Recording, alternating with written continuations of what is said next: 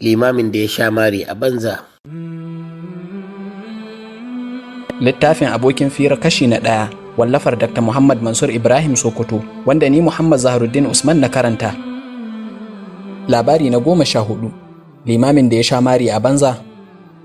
Wani limami ne ya kawo ƙara wurin sarki, wani talaka ya mare shi. A fusace sarki ya sa aka nemo shi, da talakan ya zo, sarki ya daka masa tsawa yana tambayarsa, me yasa ka mari liman? Sai ya sunkuyar da kansa ya ce, Allah ya taimaki sarki, a sallar asuba ne ya ja mana karatu mai tsawo har duk muka takura, kamar yana sallan tarawihi. Bai sallama ba sai da rana ta kusa fitowa. Bayan ya sallama kuma sai ya ce da mu duk ku sake sallah, domin na manta ban yi alwala ba. Ai kuwa nan take sarki ya harari liman ya ce, ai kuwa lallai liman ka sha mari a banza, gobe ma sai ka ƙara. Darasi: idan baka da gaskiya, kowa ma sai ya fita batunka.